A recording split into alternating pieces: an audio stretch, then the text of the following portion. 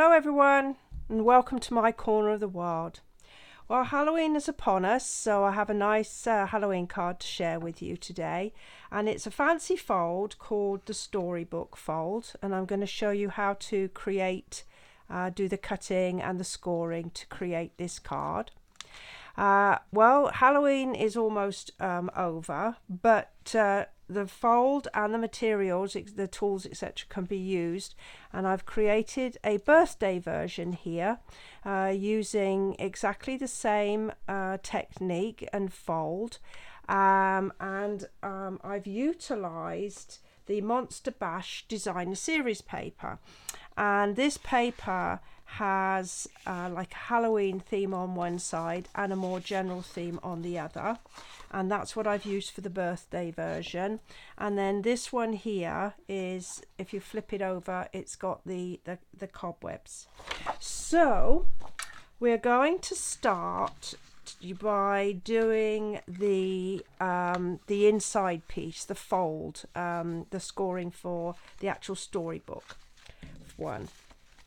So we're going to start with a piece of cardstock that is 8 by 5, and I'm going to be using Stampin' Up's brand new beautiful trimmer. I've had mine for about a week now, and I've been playing with it, and I love it. So the first thing that we're going to do is make sure that our cutting blade, there's two blades, a scoring blade and a cutting blade. Dark grey is the scorer, light grey is, sorry, vice versa. The dark grey is the cutter and the light grey is the scorer. So I'm going to pop my piece of cardstock in, and I'm going to line it up with the 1 inch mark that is to my right hand side, and I'm going to pull my cutting blade down until there's a little mark on the side here, and that's going to be level with the 1 inch here, and I'm going to pull it down to the 7 inch mark, and then oops, there we go. And then I'm going to flip it round, so I've got a cut here. Then I'm going to flip it round, line it up with that 1 inch on the right hand grid. Again, line up my cutting blade with the 1 inch mark on my ruler and pull it down to the 7 inch. So then I have got like a 1 inch cut either side, and they finish 1 inch from the top and 1 inch from the bottom. So now what we're going to do is make sure we move the cutting blade right out of the way. We're going to focus on the scoring blade now. So my score is going to be, my first score is going to be at 1 inch, and this time I am going to be using this side of the grid, and basically I'm going to put a score line right up to the ends of my cut lines. So this is going to be it's going to go from 4 up to the 1. Excuse if my head gets in the way. There we go. So there's my fold. I think you can just see. And then I'm going to move it 1/2 inch in.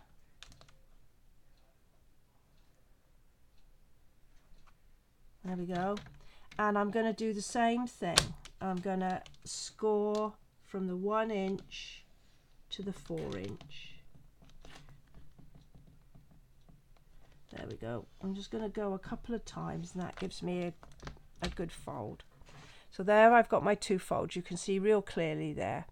Then I'm going to move this to the 2.5, and I am going to score the top 1 inch like that, and I'm going to score the bottom 1 inch like that. And so you can see those. And then I'm going to slide this along to the 4-inch, and I'm going to score top to bottom like that. And then I'm going to flip it round, and I'm just going to repeat the 1-inch,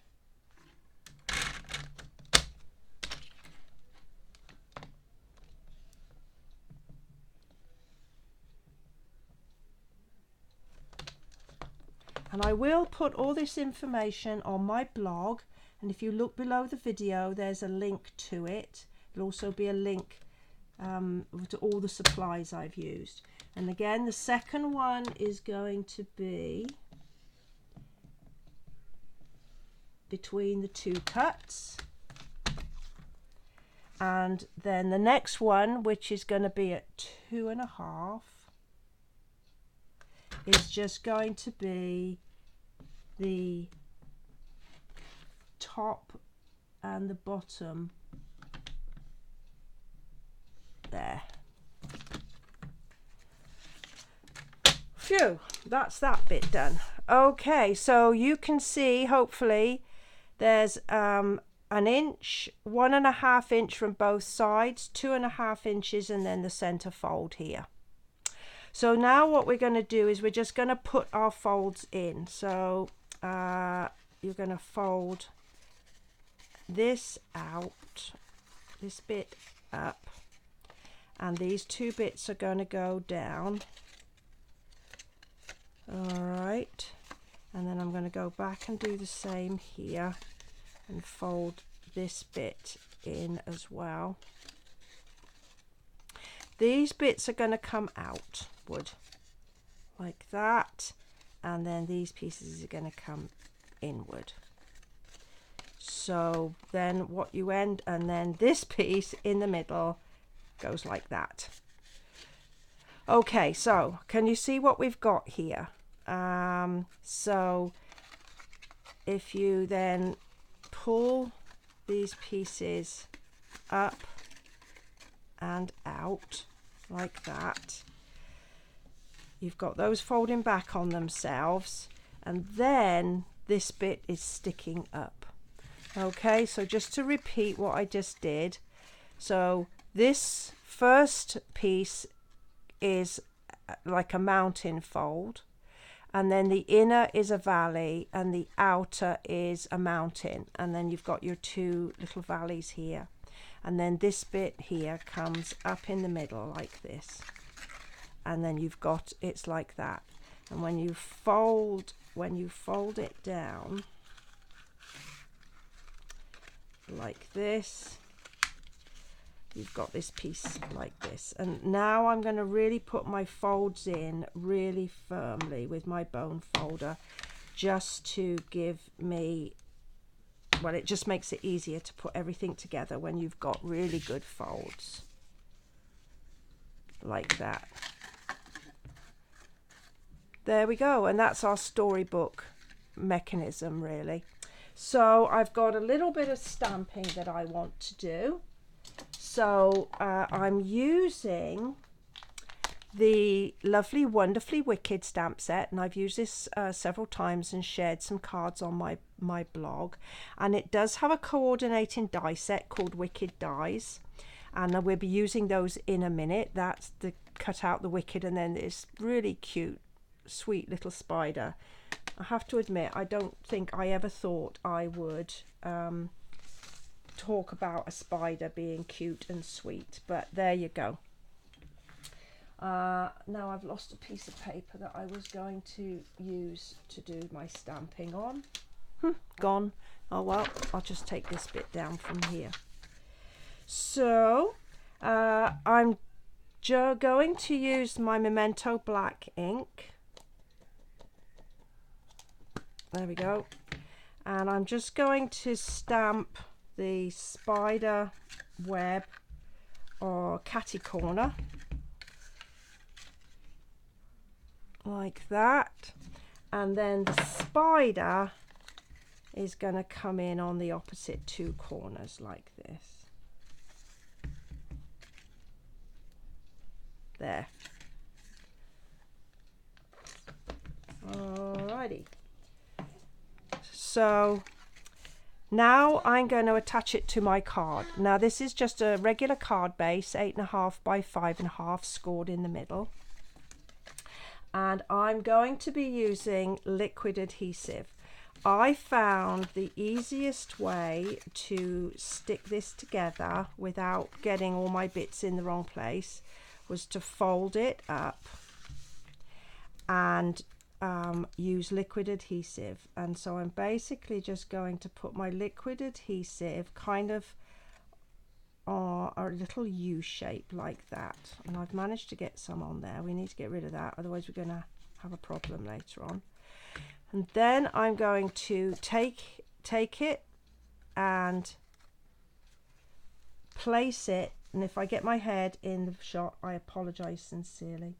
I'm going to place it so that I get a even border round all three sides here, and then just press firmly. So all of the rest of this is sort of flapping in the breeze. Then I'm going to pull the other side down, and I'm going to put some more liquid adhesive, and it's just really around this U shape here. There we go. And then I'm just going to pull this up and hold it until I've got some nice even borders again, and then press down firmly.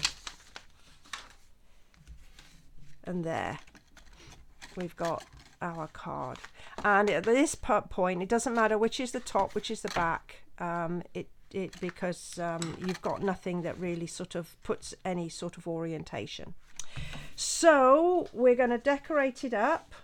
This is going to be a bit of a long video, I apologize, but I've done some pre-stamping, and as I said, I will put my dimensions of everything on my blog, so you'll be able to pick up on those details.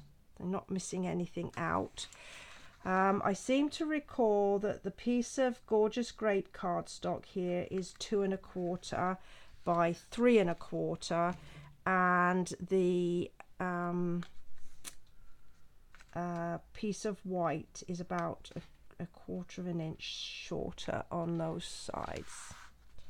So there's those panels in. So I'm going to have to just, that's it. There we go. Now I don't put anything on dimensionals inside because there's such a lot of thickness anyway that it can make it a little bit too bulky. I'm also going to put, I've got a couple of other of the stamped images from the stamp set, and they're just cut and layered. And let's see. I'm going to put one in this corner and one in the opposite corner, and I prefer to lay down the little glue dot first, and then I know that it's not gonna, there's not going to be sort of sticky elsewhere like that. So that gives us like that, and then our front piece. So my front piece, as I said, is using these cobweb designer series paper, and I have layered it onto some granny apple green and some gorgeous grape, and I'm going to use some of this really lovely scalloped edged ribbon in black. So I'm going to pop him down like that and use some adhesive. Well, and just, this is just like sticky tape. This is, I don't know if you want to call it parcel tape, sellotape, whatever. Scotch tape. Just going to make sure that it's level. I like to use this to hold my ribbon down because I have this fear of when somebody takes a card of mine out of the envelope, it'll all fall apart because I haven't used enough glue. I'm just going to do that like that. And then I'm going to use some of these lovely black Stampin' Dimensionals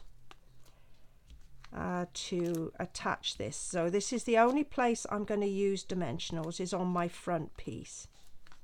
Other than that, I didn't use them at all inside. Whoa, that's gone on the floor, pardon me. So making sure I've got my card the right way up inside, I'm going to pop this on the front. And I cut myself a wicked.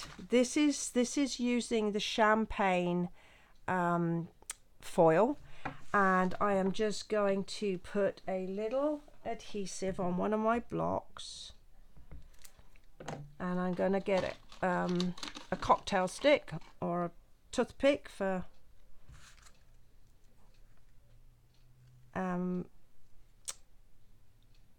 using it to just gently put a little bit of adhesive onto my wicked. I like to do it this way because you have a control over how much adhesive. If you squeeze the tube onto the words, you just know that it's going to squirt all over the place. So I'm just going to put it on key pieces. I know that the end of my letters are not actually going to touch anything, so I'm not going to be putting any adhesive on those. So once I've got that done, I'm just going to flip it over, and I'm just going to make sure that it doesn't go outside the footprint of my card. The other cute thing that's inside that wicked die are these little spiders, and I've cut myself a few out of the black foil, and I'm going to use the tiny weeny Stampin' Dimensionals. And the black Stampin' Dimensionals, you get 2 sheets of small and 2 sheets of large in a packet, so you don't have to choose which type that you want. So I'm just gonna pop one on here. How am I doing for time? Gosh, this must be one of my longest ever videos, but there you go. I'm gonna pop one here, and then I have my bow. I just made a bow. I do have a video on how I make my bows. If you would again follow the link below on my this video, it'll take you to my blog, and there'll be a link to my bow making video as well. And then my final little flourish are these lovely Monster Bash shapes, and you can see I've already given them a jolly good go. So I'm going to put my little skull and crossbones there, and a crow. Where shall I put my crow? Put my crow up there. There we go. I just need to that's it. Bring out my pieces, and then there are a few little dots that we can pop on as well. I'll pop one there. And they've got black and grey, those dots, so we'll pop one up there as well, just because we can. Okay, so there we are. I've got my envelope stamped as well. This one I've kind of put my bow on another side. Well, I hope you've liked this card. It's inspired by Dawn Griffin. She showed us how to do this actual fold, and then I've taken it a little step further to make the Halloween and, of course, the birthday card. Thank you very much for your time. I certainly appreciate you joining me today. I'll look forward to seeing you next time. Thank you, and bye for now.